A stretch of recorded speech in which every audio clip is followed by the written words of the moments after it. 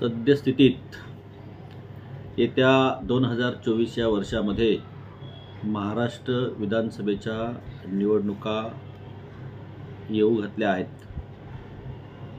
या निवडणुकांमध्ये अनेक वेगवेगळ्या संघटनांच्या माध्यमातून आपलं राजकीय बळ काय आहे हे सांगण्याचा प्रयत्न त्या ठिकाणी होत आहे।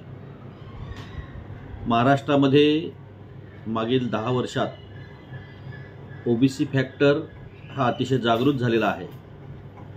पुरोगामी महाराष्ट्रात आजपर्यंत महाराष्ट्राचा मुख्यमंत्री हा ओबीसी होऊ शकला नाही आणि ओबीसी समाजामध्ये निर्माण झालेली जनजागृती आहे याचा एकंदरीत विचार करता महाराष्ट्राची स्थिती जर पाहिली तर जवळजवळ 55 ते 60% लोकसंख्या ही ओबीसी बहुल आहे। मनोज जरांगेंच्या आंदोलनामुळे बऱ्याच अंशी मराठा समाज हा मोठ्या प्रमाणामध्ये महाराष्ट्रात आहे असं सांगण्याचा त्या ठिकाणी प्रयत्न झालेला आहे आणि मग मराठ्यांचा समावेश ओबीसी प्रवर्गात व्हावा यासाठी सुद्धा मोठ्या प्रमाणात अट्टाहास झालेला आहे। परंतु मी मागच्या आपल्या खबर 24 तासच्या मुलाखतीत सांगितलं होतं की मराठा समाज हा शैक्षणिक सामाजिकदृष्ट्या मागास नाही, त्याच्यामुळं त्याचा ओबीसीमध्ये येण्याचा प्रश्नच उद्भवत नाही। तरीसुद्धा सरकारने SC-BCच्या माध्यमातून 10% आरक्षण देऊन त्यांना शैक्षणिक सामाजिकदृष्ट्या मागास ठरवण्याचा त्या ठिकाणी प्रयत्न केलेला आहे। एवढंच नाही तर EWSमध्ये त्यांनी सुद्धा 8.5% त्या ठिकाणी आरक्षण मिळवलेलं आहे। याही परिस्थितीमध्ये आता सध्या विधानसभा निवडणुका येऊ घातल्यात आणि त्याच्यामध्ये ओबीसी विरुद्ध मराठा असं चित्र महाराष्ट्रात रंगवलं जातंय।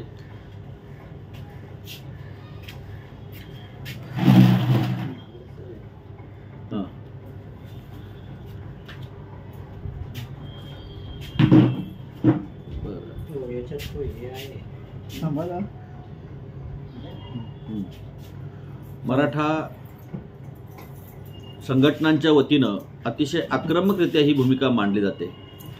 सद्यस्थितीत महाराष्ट्राची स्थिती पाहिली तर 54 मतदारसंघामध्ये मराठा समाजाचं प्राबल्य आहे, यात काही शंका नाही। परंतु आजपर्यंत जर पाहिलं तर स्वातंत्र्यापासून म्हणजे महाराष्ट्राच्या निर्मितीपासून मराठा समाजाचे सर्वाधिक जास्त मुख्यमंत्री या महाराष्ट्रात होऊ गेले। आज स्थिती अशी आहे की 288 मतदारसंघांमध्ये जर बलाबल पाहिलं तर 288 मतदारसंघामध्ये पश्चिम महाराष्ट्रातल्या 70 जागा, तदनंतर विदर्भातल्या 62, मराठवाड्यातल्या 46, कोकणातल्या 39, मुंबईमधील 37 आणि खानदेशचा जो पट्टा आहे ह्या 34 या जागांचा विचार केला तर पश्चिम महाराष्ट्र आणि मराठवाड्यामध्ये धनगर समाज की जो ओबीसी बहुल आहे याचं जवळजवळ 78 मतदारसंघामध्ये बलाबल हे अतिशय चांगलं आहे। म्हणजे 78 मतदारसंघामध्ये धनगर ओबीसी विचाराचा उमेदवार त्या ठिकाणी निवडून येऊ शकतात। विदर्भ, मराठवाडा आणि पश्चिम महाराष्ट्रातल्या काही भागामध्ये माळी समाज, तसाच खानदेशच्या पट्ट्यामध्ये असणारा माळी समाज याच्यामध्ये सुद्धा 40 जागांवर त्या ठिकाणी माळी समाजाचं आणि वंजारी समाजाचं प्राबल्य असल्याकारणाने त्या विचारात सुद्धा 30 ते 40 आमदार त्या ठिकाणी निवडून येऊ शकतात असं ॲडव्होकेट ससानेंनी आपल्या संभाषणामध्ये सांगितलं।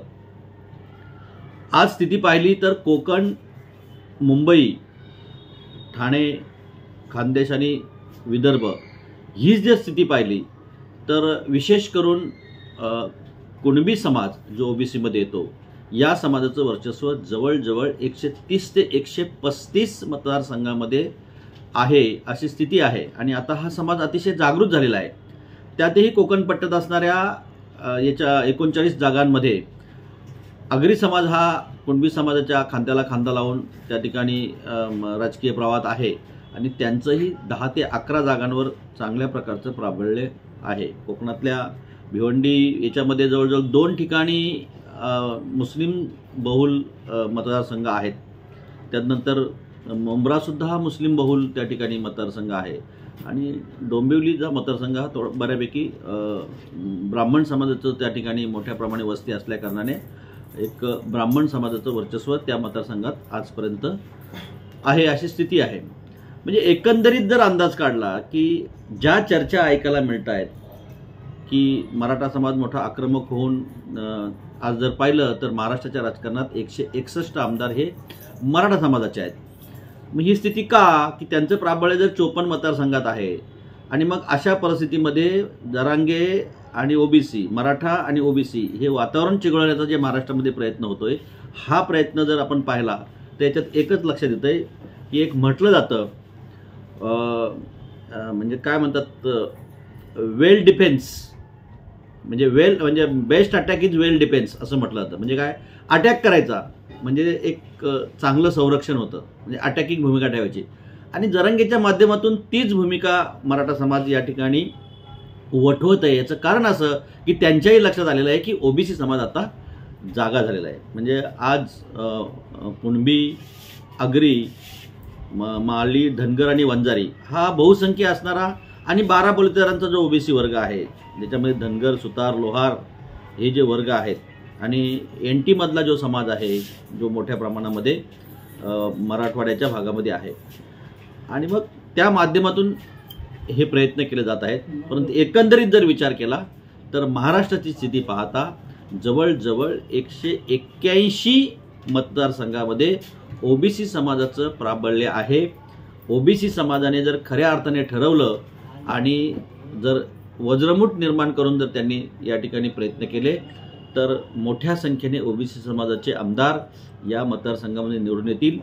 अशा प्रकारची चाचपणी राजकीय पक्ष मोठ्या प्रमाणात आज करत आहेत आणि संख्याबळ पाहूनच त्या ठिकाणी उमेदवारी द्यावी अशा प्रकारची रचनासुद्धा मोठ्या प्रमाणात त्या ठिकाणी चालू आहे.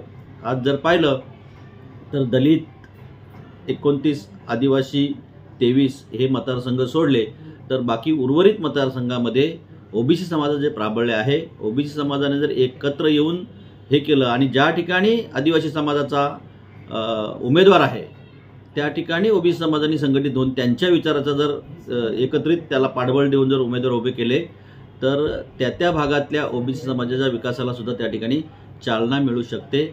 याकरता अगदी शहापूरसारख्या ठिकाणी सुद्धा 65% ओबीसी समाज आहे. भिवंडी ग्रामीणमध्ये सुद्धा तीच स्थिती आहे. मुरबाडमध्ये सुद्धा तीच स्थिती आहे. म्हणजे एकंदरीत कोकणात पाहिलं म्हणजे कोकणातल्या सिंधुदुर्ग जिल्ह्यामध्ये आज 8,60,000 इतकी लोकसंख्या आहे आणि 8,60,000 पैकी 5,20,000 लोकसंख्या ही ओबीसी बहुल आहे. कोकणातल्या रत्नागिरी जिल्ह्यामध्ये 5 आमदार आहेत. जवळजवळ 85% ओबीसी समाज तिथे त्या ठिकाणी कार्यरत आहे. सेम स्थिती आज आपल्याला रायगड जिल्ह्यात सुद्धा पाहायला मिळते. ठाणे जिल्ह्यात सुद्धा काही अंशी तीच स्थिती आहे.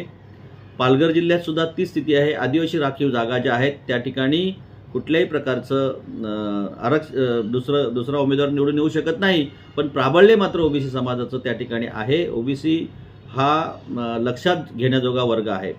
याकरता जे काही चित्र आज पाहायला मिळतं त्या चित्रामध्ये जवळजवळ 132 ते 35 ह्या कुणबी ओबीसी मतदारसंघ असलेल्या ज्या जागा आहेत त्या ठिकाणची स्थिती पाहता महाराष्ट्रामध्ये परिवर्तनाला फार मोठा वाव आहे आणि येत्या 2024च्या निवडणुकीमध्ये ओबीसी मुख्यमंत्री महाराष्ट्रात होऊ शकतो आणि ओबीसी समाजाच्या विकासाला चांगल्या प्रकारची चालना त्या ठिकाणी मिळू शकते. त्याकरता सर्व ओबीसी घटकांनी एकत्र येऊन काम करणं ही काळाची गरज आहे. आणि आज जो ओबीसी समाज संघटित झालेला आहे आणि त्या संघटित याच्यामुळं विदर्भ, खानदेश, कोकण आणि मराठवाड्याचा काही भाग जर आपण लक्षात घेतला आणि पश्चिम महाराष्ट्रातल्या काही भागामध्ये धनगर समाजाचं जे प्राबल्य आहे या ठिकाणी जर योग्य उमेदवाराला जर पाठबळ ओबीसी संघटनांनी व्यवस्थितरित्या दिलं तर चांगल्या प्रकारच्या लढती होऊन ओबीसी वर्गातील उमेदवार मोठ्या प्रमाणात निवडून येऊ शकतात अशी खात्री या ठिकाणी निर्माण झालेली आहे. आणि ती स्थिती 2024ला पाहायला मिळेल. घोडा मैदान जवळच आहे.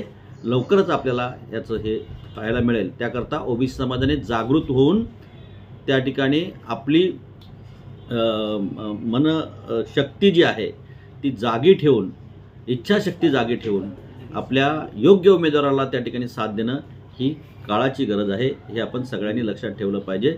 मी अगदी कळकळीने ओबीसी समाजातील सर्व बहुजन वर्गातील लोकांना ही विनंती करतो की आपण आजपर्यंत 75 वर्षामध्ये ज्या पद्धतीचं जीवन जगत आहोत, सरकारी काही धोरणांमुळं आपल्याला फार अडचणीच्या गोष्टींना तोंड द्यावं लागतं. हे जर थांबवायचं असेल तर आपल्या हक्काचा प्रतिनिधी निवडून देणं ही काळाची गरज आहे. आणि महाराष्ट्रातील माझे सगळे त्या ठिकाणचे तालुका ओबीसी राष्ट्रीय ओबीसी महासंघाचे पदाधिकारी असतील, राष्ट्रीय ओबीसी महासंघाचे जिल्हाचे पदाधिकारी असतील, विभागीय पदाधिकारी असतील, हे काम अतिशय नेटाने करत आहेत आणि त्यात लवकरच यश त्या ठिकाणी येईल अशी आशा बाळगायला काहीच हरकत नाही. येणाऱ्या काळामध्ये हे चित्र आपल्याला स्पष्ट दिसेल आणि चांगल्या प्रकारचा सर्वांगीण विकासाला त्या ठिकाणी चालना मिळू शकेल असं मी या ठिकाणी आवर्जून सांगू इच्छितो. बस.